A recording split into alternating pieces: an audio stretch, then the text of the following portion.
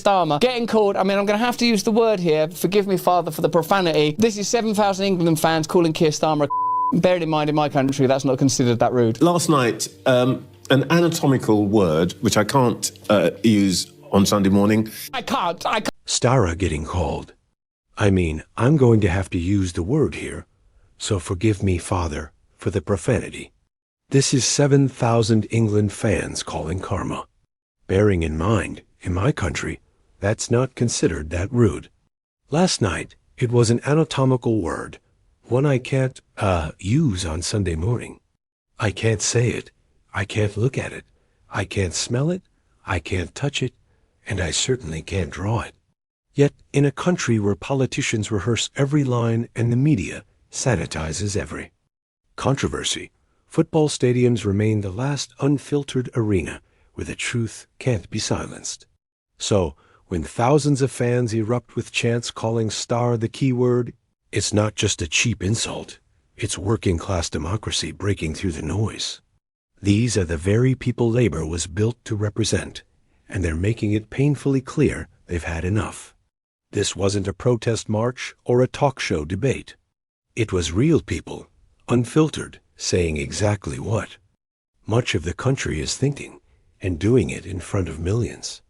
So, where does Labour go from here? Let's talk about it. Just 5 years ago, Labour felt like a movement. Whether you loved or hated Jeremy Corbyn, the party had life fueled by young voters, powerful unions, grassroots energy, and most importantly, belief. The fact that so many Labour MPs say they can't work. With Jeremy Corbyn, does that worry you? Let's hope he gets rid of them. Let's hope he gets rid of them when he's voted in as leader and they get deselected, replaced by people who support him. All these people in the Parliamentary Labour Party seem worried only about being thrown off the gravy train, but they can be kicked off it. He's got the backing of all his members. And somehow, that should be enough. But I mean, they presumably don't think he can win an election. That's what they're worried about. He can win an election. Definitely. He's got all of us behind him. Keir Starmer walked in promising unity and reform, but what he delivered was something else entirely, a corporate coup disguised as leadership. He didn't revive the Labour Party. He hollowed it out, turning a movement into a polished PR machine.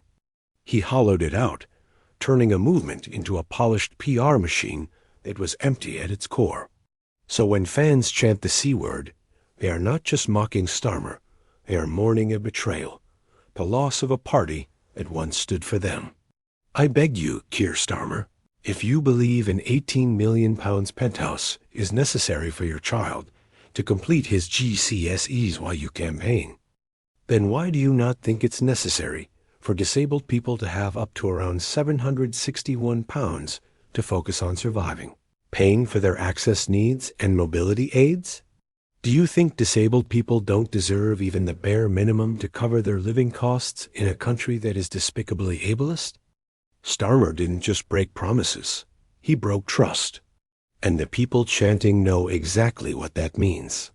This isn't disrespect, it's a political funeral. Starmer wants power, but he doesn't understand the people he's trying to lead. He doesn't joke, banter, or connect. Watching him interact with working-class voters is like watching a banker try to dance at carnival. Awkward, forced, and deeply out of place.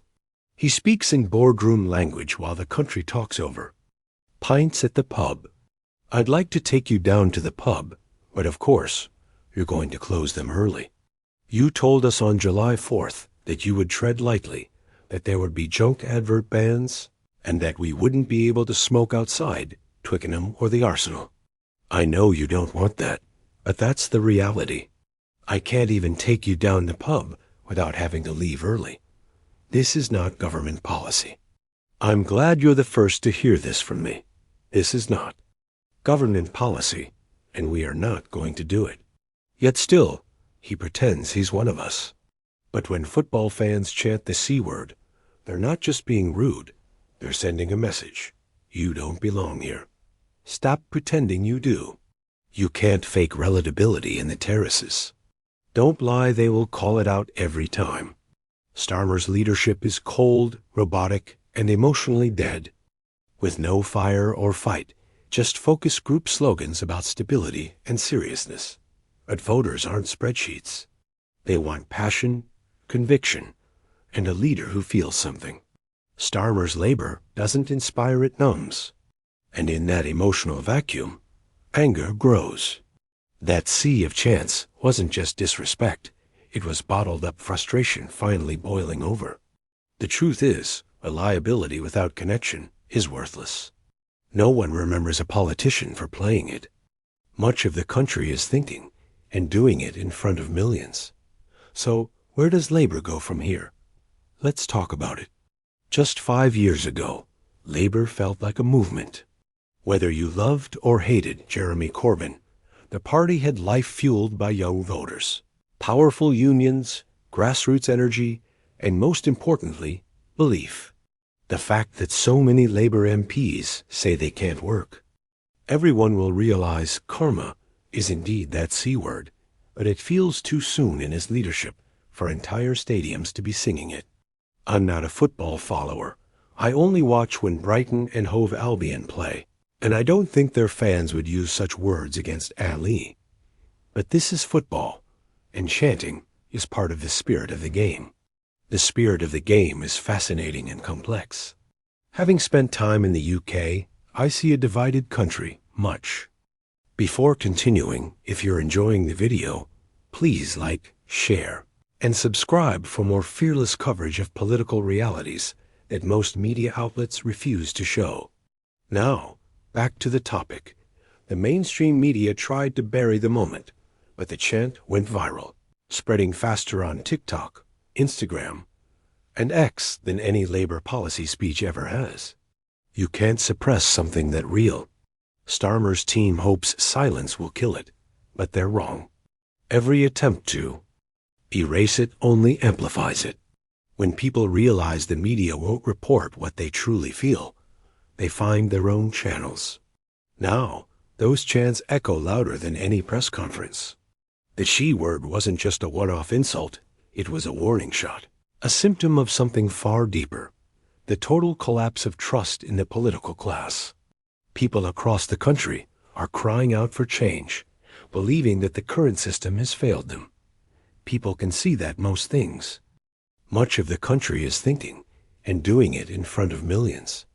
So where does Labour go from here? Let's talk about it. Just 5 years ago, Labour felt like a movement. Whether you loved or hated Jeremy Corbyn, the party had life fueled by young voters, powerful unions, grassroots energy, and most importantly, belief. The fact that so many Labour MPs say they can't work. Blames circumstances when he breaks them. He claims to fight for workers, but supports anti-strike laws and policies that hurt the public. They're not stupid. They've seen it, noticed it, and they're done pretending. This isn't about left versus right anymore. It's authenticity versus fakery, and he's firmly in the losing camp. Right now, the seaweed chant is echoing from football stadiums to social media feeds. But what happens when it breaks out during a live debate? Starmer is comfortable behind a teleprompter and thrives in controlled interviews, but he has never faced real, unscripted backlash in real time. When that moment comes, he won't be ready. His entire strategy is built on dodging confrontation, but Chants doesn't ask for permission or book appointments. The voters he's ignored for years might just return the favor publicly, loudly, and without a script. True democracy is citizen-led. Politics needs an update. We demand a people's house. We are in crisis, and our future depends on it. If he thinks that bothers me, he doesn't know me. Yes, it's crude, but it's real. The she-word chant might become something bigger, a coded rebellion against political plastic. Just as Let's Go Brandon became America's shorthand for disillusionment with Biden, the she-word could become Britain's unofficial slogan for everything wrong with sterile leadership and fake opposition. This isn't about policy anymore. It's a cultural rejection. It won't appear on campaign leaflets, but it will be scratched into pub toilets, whispered at marshes, shouted at concerts, and echoed across stadiums. Because when a leader loses respect, all that's left is mockery. Right now, that mockery is spreading rapidly. Mr. Speaker, if he wants to know what conservatives would do, he should resign and find out. Until then, applause. I will decide when there's more to say, Mr. Speaker. Until then, I'm the one asking the questions. There's a petition circulating with 2 million people demanding his resignation. He's the one who doesn't understand. He doesn't know how things work. Growth isn't created by government, Mr. Speaker. It's created by business.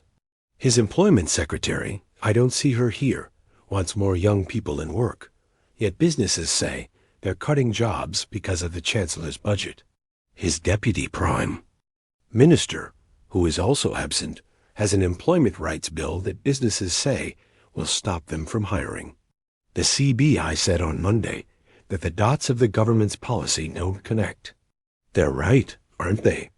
On Monday, she said she wouldn't reverse the increase in national insurance. Yet yesterday, regarding their legacy legislation, they couldn't decide on a position. Today, they've launched a policy petition asking others for ideas for government. And she talks about a petition, but on July 4th, we had a massive petition here in this country. We spent years transforming our party from a party of protest to a party of government, but they're hurtling in the opposite direction. What a load of nonsense. Mr. Speaker, it's not just that people are angry at Starmer. They're exhausted, worn down by an endless cycle of big promises without delivery, speeches filled with hope followed by years of managed decline. He rose to power pretending to care, then did nothing with it. Those football fans didn't plan a protest. They simply reacted. Raw, real, unfiltered. Starmer is a C-word, wasn't a scandal. It was a breaking point. It's what you say when someone has had too many chances and blows every single one. This isn't outrage for clicks, it's burnout. It's what happens when a man keeps failing, yet still expects applause. The country is tired, and people are done being polite about it. So here's the real question. How many times does a leader have to fail before we stop calling it leadership? Let us know what you think in the comments. If Starmer can't inspire his MPs, his members, or even the people he claims to fight for, then who exactly is he leading? If you want more videos like this, please like, share, and subscribe for raw, unfiltered coverage of British politics and the people fighting to take it back. Until next time, stay tuned. I can't use it. I can't say it. I can't look at it. I can't smell it. I can't touch it. I can't do a drawing of it. In a country where politicians rehearse every line and the media Starmer getting called, I'm going to have to use the word here, forgive me father for the profanity. This is 7,000 England fans calling Keir Starmer bearing in mind in my country that's not considered that rude. Last night, an anatomical word, which I can't use on Sunday morning. I can't.